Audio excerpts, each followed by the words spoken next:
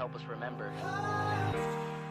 These battle scars don't look like they're faded, don't look like they're ever gone away. They ain't never gonna change. These battles. Growing up I had a dream, something no one else could see.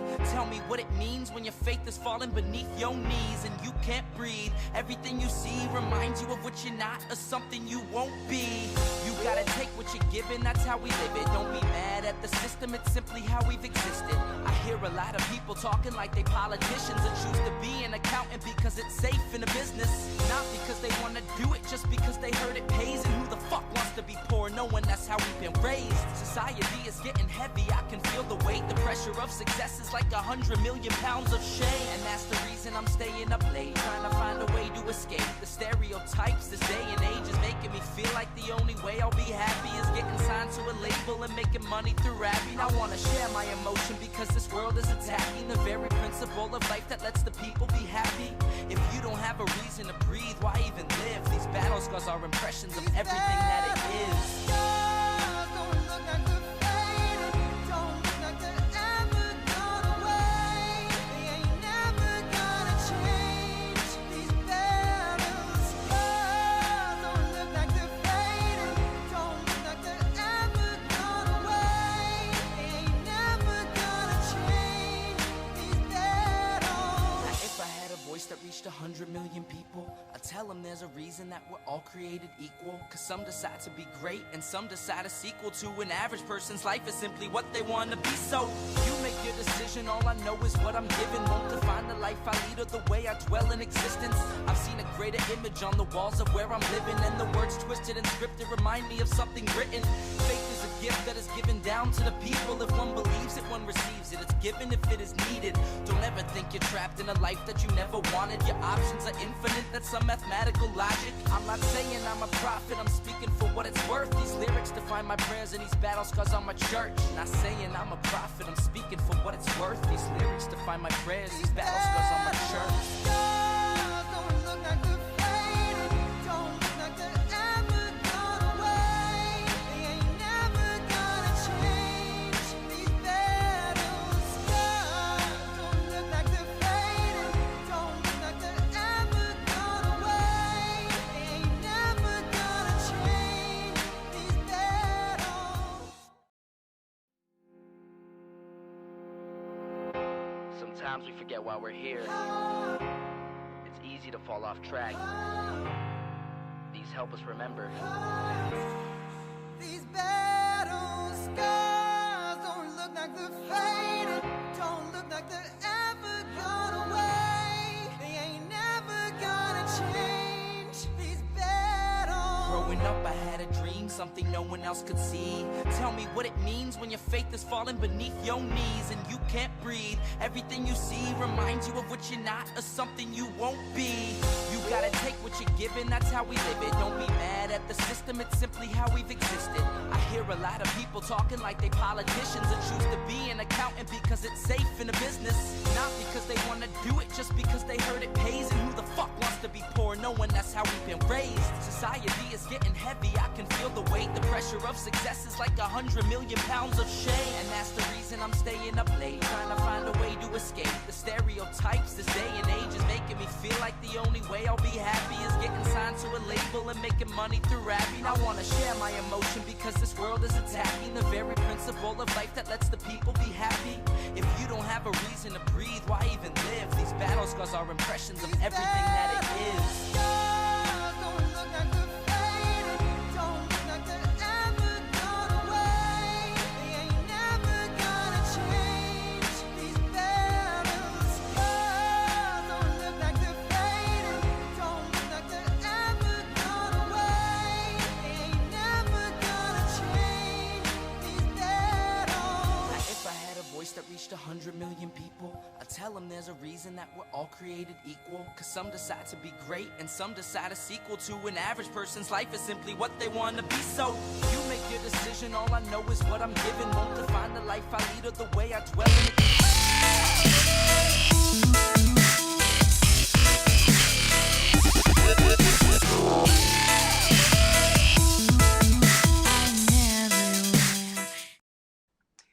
Well, hello there, everyone. I'm back again.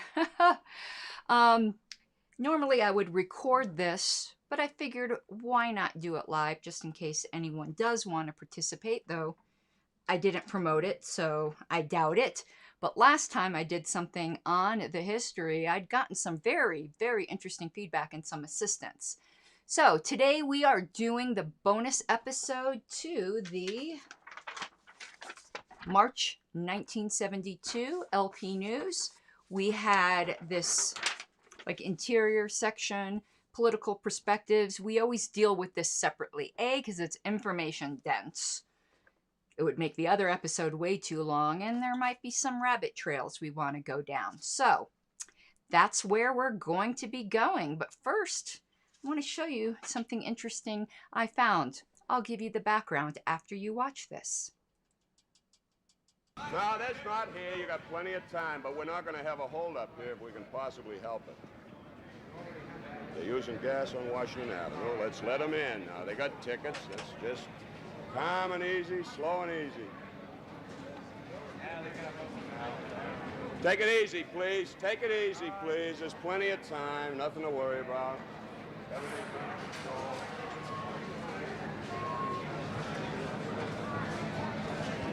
Let's try to keep it slow and easy, one at a time. Nothing to worry about.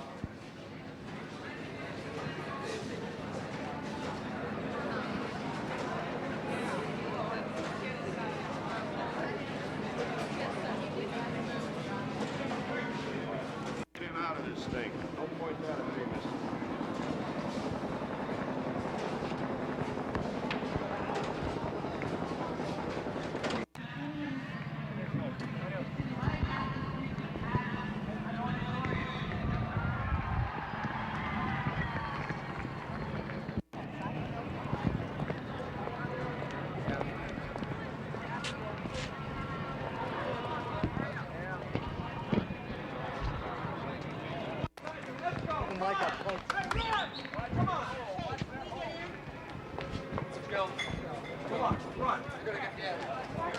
Run with this thing. Oh. Let's go. Let's go. Let's go. Run. Let's go. Let's go. Come on. Run. Let's go. Let's go.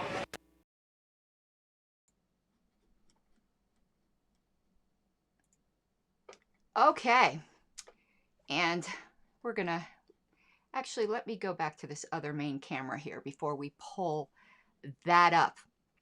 So, what did you just see? Well, I just found this a little while ago, and what you saw was 1972 Flamingo Park, Miami. Both the Republican and the Democratic parties had their conventions in Miami that year. Nixon, the Vietnam War, all kinds of protests. And what you saw were delegates waiting to get into the Republican convention, and outside, the police started gassing the protesters. And the Boy Scouts and the Girl Scouts, you know, were doing their patriotic marches, and that was the police, you know, herding the children away. And there's all kinds of just scenes of this. You may have heard the man in the beginning who was dealing with the people in line say right at the beginning, let's take a listen just to the very beginning again, because you might not have caught that. Whoops, hold on one sec. I had it on mute. Let's start this again. I put it on mute because I had went to me. So hold on, let me put this back. Just listen carefully to the very beginning. No, that's not here. You got plenty of time, but we're not going to have a holdup here if we can possibly help it. They're using gas on Washington Avenue. Let's let them in. Now, they got tickets. Okay. He said they're using gas on Washington Avenue. And so he was trying to keep the delegates calm. So you think our conventions are exciting. So this is the time frame we're dealing with, that there's a lot of unrest in our current time, which I think is the most analogous to that time.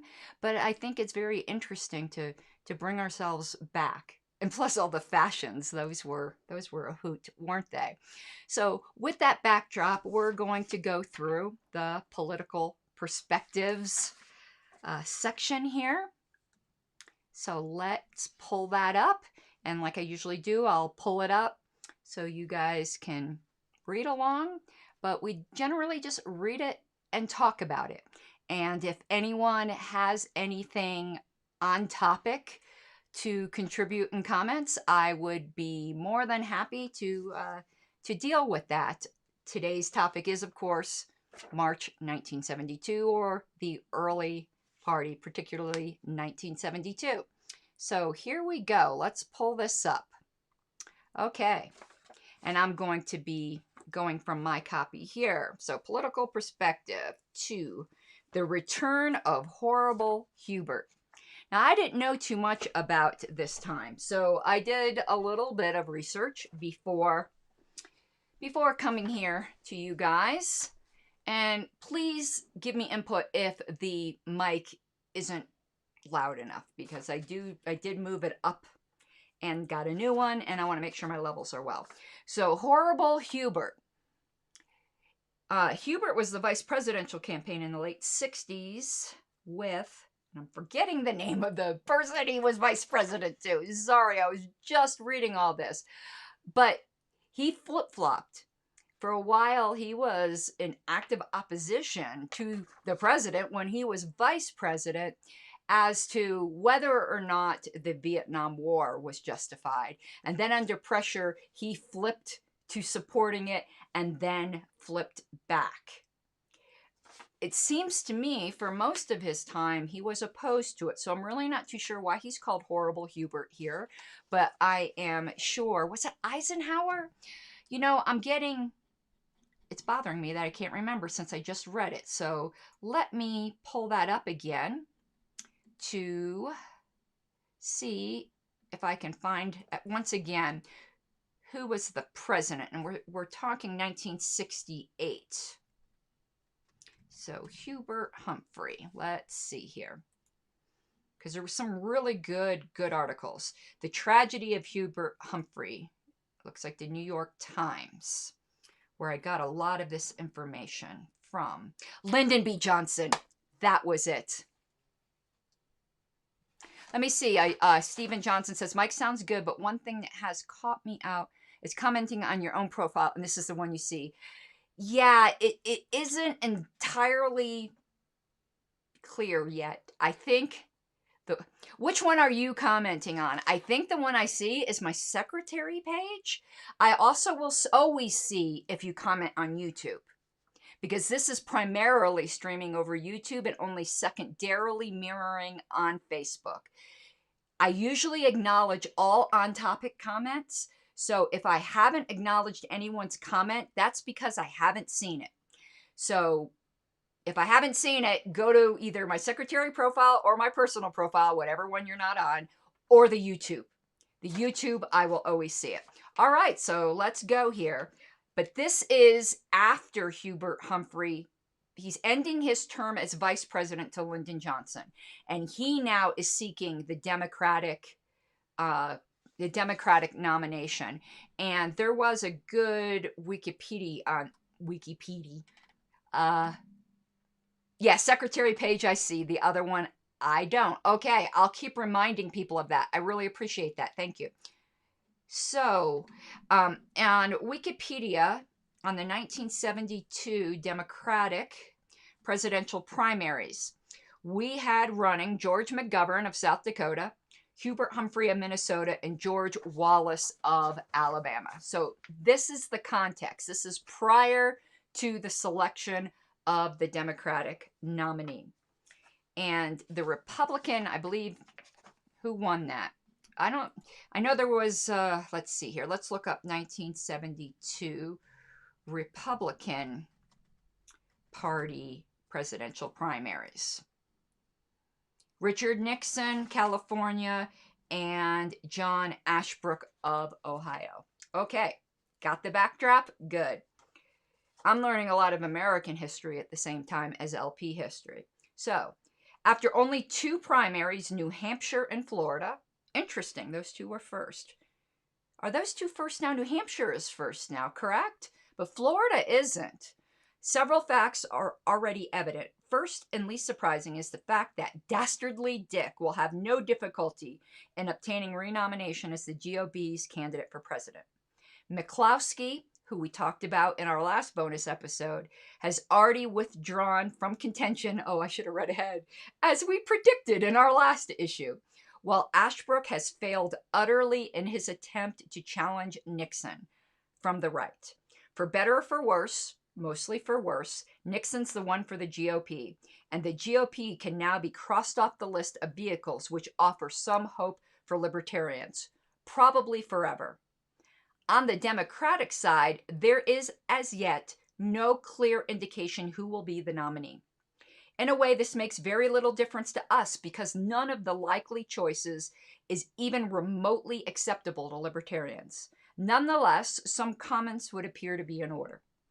Foremost among the points to be made is that, despite wishful thinking of some libertarians and conservatives, I guess we were always guilty of that, weren't we? The supposed differences between the various Democratic alternatives are largely illusory. If one takes the trouble to peer beyond the bilious rhetorical clouds, what wonderful word picture, right?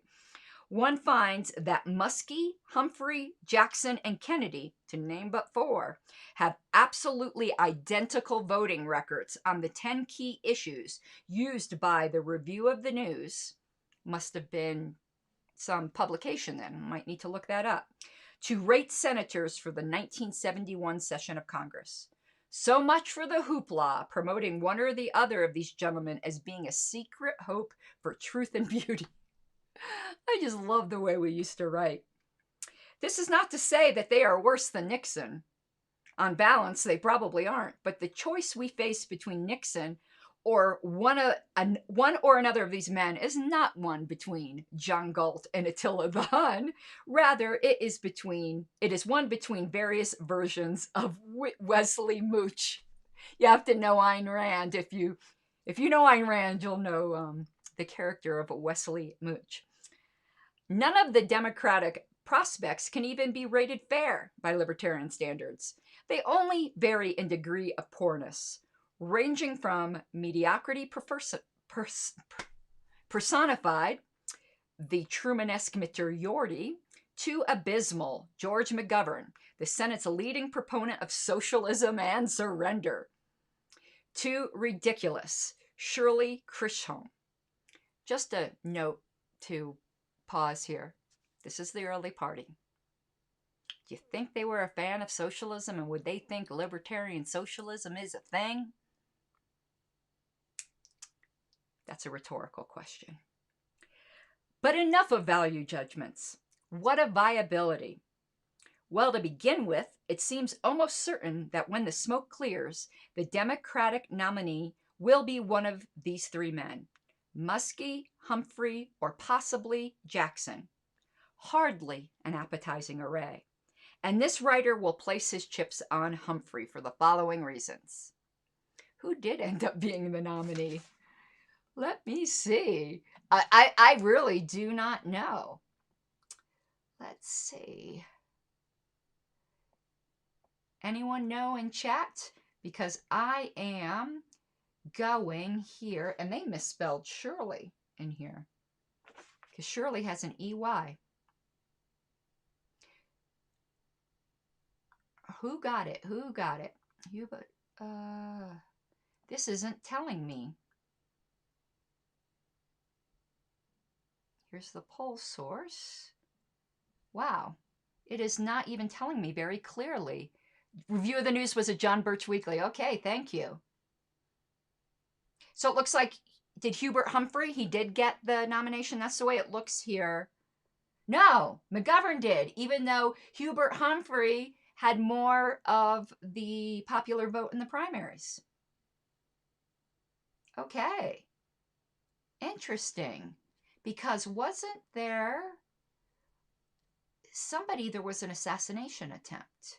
George Wallace. Okay, here we go. So George Wallace ended up withdrawing because he was the subject of an assassination attempt. Okay, continuing. Mr. Muskie, once touted as the front runner, has stumbled badly, twice in a row. Unless he manages a miracle in the next few weeks, his star will continue to fade. And the prospects for a miracle are poor. Muskie, when all is said and done, is a dour and uncharismatic man from a small and uninfluential state. Which state did he just diss here? Was that South Dakota? Where was Muskie? No, Maine.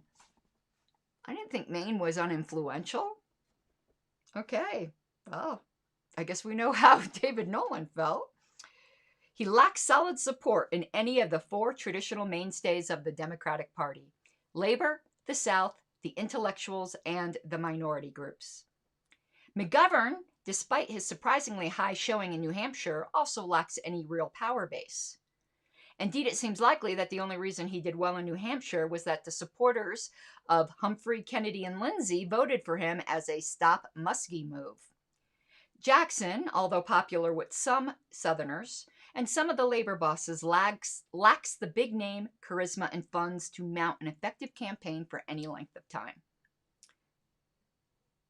HHH, funny, isn't that the same with Hans Hermann Hoppe? That's what I think when I see HHH. Well, he has that in common with Hubert Humphrey. I don't know what his middle name is, but apparently it starts with an H. In contrast, is well known and can count on big labor to back him to the hilt. After all, he's been their errand boy for years.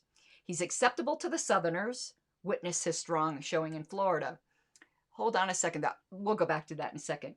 Acceptable to minorities, and has zillions of old party debts to collect on. Okay, I'm from Florida. Florida is not, I know they're geographically in the South. They're not the South. Florida, is an entirely different animal. Like, when you think of the South, like Mississippi, Alabama, Georgia, Florida's not, the culture and everything. Now, maybe the panhandle of Florida you might consider the South, but certainly not South Florida. That is not the South. Sorry, it's technically located in the South, but it's not the South in culture. All right, back going. But what of Kennedy? It seems that Teddy has made up his mind not to go for the top this time, except perhaps in the case of a hopelessly deadlocked convention. Chappaquiddick, hey, the movie was just out, is still too fresh in the minds of the voters. Instead, according to reasonably reliable rumors, he wants the vice presidency, which would free him of his onerous Senate duties and allow him to gallivant. And they misspelled gallivant, I think. I don't think you spell gallivant I-V-A-N-T. I know. It's me and my grammarian. Around the cesspools of the world, and assure him of the presidential nomination in 76 or 80, when his chances of victory would be far better. So Kennedy has made a deal with HHH.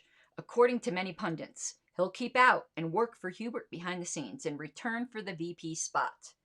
And it makes sense. Ted can't possibly run with Muskie. They're both New England Catholics.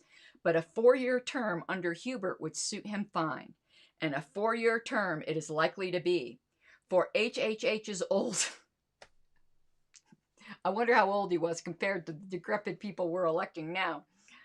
Where did I leave off? Is old and more than willing to promise Teddy that he'll serve only 1 term and then support Ted in 1976 in return for Ted's support now. Thus, it seems likely that HHH will pull it off, drawing on both his own resources and Kennedy's. It is not unlikely that HHH's, that's a tongue twister, fellow agrarian radical George McGovern is merely a cat's paw for Teddy, having been deployed for the purpose of siphoning votes away from Muskie. It's like nobody likes Muskie, poor guy. Ugh. There are numerous ex-Kennedyites in the McGovern effort and a lot of mysterious big money appearing to finance Lonesome George. So there you have it. Barring a coalition of Muskie, Lindsay, and Jackson against Hubert, it seems that the Cold War liberal has the best chance and that we face a replay of 1968. Dick and Spiro versus Hubie and Ted. It's sort of like Godzilla versus the Smog Monster. Does anyone now doubt that we must run a candidate, if for no other reason than to offer a standard to which wise and honest men may repair? That was entertaining, and I liked the end sentence. That term, to wise and honest men may repair. We don't use that term or phrase, may repair, anymore. It sounds very like Jane Austen, doesn't it? Let us repair to the sitting room, shall we? So that is it. This was just a short little bonus. Let me give you a preview. Let's get this off the screen here. Let me give you a preview of some other bonuses we might be doing before we move on to April 1972. So let me pull behind me here. Look what I got here. I've got this nice old Reason magazine keeper here. So what we might do is, why don't we go through what was, excuse me, got my fingers in the way there, being discussed by Reason in March of 72. Hopefully that sounds interesting. Let's just peruse the table of contents to see if anything looks interesting. So the cover says The Great Electrical Equipment Conspiracy. And I already see something very interesting. Okay, but here's what the articles were. You have the electrical one we just talked about. Justice on Trial Revisited. Ooh, special supplement on anarcho-capitalism. I'm sold. That's it. We're doing it. And it has several authors, and some for and some against. The one against is called Anarchaos. Alrighty then. And it looks like, yeah, they had longer articles then, because that's it. So I'll read through this issue, pick out the best stuff. If the anarcho-capitalism supplement isn't any good, we won't do that one, but otherwise we will. And let me see if there's anything else interesting in here. Subscription rates for $7.50 a year for Reason at that time. I'm looking for who was the editor, and I don't see it. Who was the editor? Oh, here we go. Robert Poole was the editor at this time for Reason, and associate editors were Manuel Klausner. I know Manny. And Tibor Machan. I don't think I know him. Okay. We didn't do any, I had the Reason from 1971 and 1972. I probably am going to go through those to see if there's anything that, especially since it looks like Justice on Trial, where it said Justice on Trial Revisited, that was discussed in February issue, so we probably at least will go back to that. Because I think that would be interesting too, with the Reason being such a voice, whether you like it or not. Some people today, I know, call them treason. I don't have that opinion. I think Reason is and always has been fantastic. You're going to have good and bad in any publication, and the good far outweighs the bad, in my opinion. I like them better than Cato. Cato, to me, is Beltway libertarianism, not Reason. So, that's it for today. That was nice, short, and sweet, and I always give a moment for the chat to see if there's any on-topic comments that we can bring in. Otherwise, we will be done for the evening. And Stephen, I absolutely agree with you. Wordsmithing has had a serious decline. That is one thing I am really realizing in reading some of this. Bilious cloud, you know, it's just like, we assume people are just too dumb. And that's a shame. That is an absolute shame. Okay, doesn't look like anyone has anything. It is late. I didn't advertise this. So, let me just finish my, look at all my stuff. Let me close this window and back here because it's very messy. So, as usual, please, if you like what I'm doing, consider supporting my efforts. It'll allow me to dedicate more time and better equipment as we're going through party history and doing this political commentary. As you notice, I've been uploading a lot more, but it's late. And that's because I work more than a full-time job. And I can only keep this up for so long. So that's why I'm hoping to do the push out there to see if I can get the support. Because, what is it? It's midnight. It's midnight now, and this is my life. So if you can't do that, I completely understand. Please subscribe on my YouTube channel. That does help. It spreads the word. Some statists get to see this stuff because it gets recommended on their feeds. Please like, share, comment, you know, all the crap you hear from every YouTuber under the sun. Thank you so much, and have an awesome night. Mi guapas de libertad. Let me find my cursor. I lost it. There we go. Nighty-night. You gotta take what you're given, that's how we live it. Don't be mad at the system, it's simply how we've existed. I hear a lot of people talking like they politicians.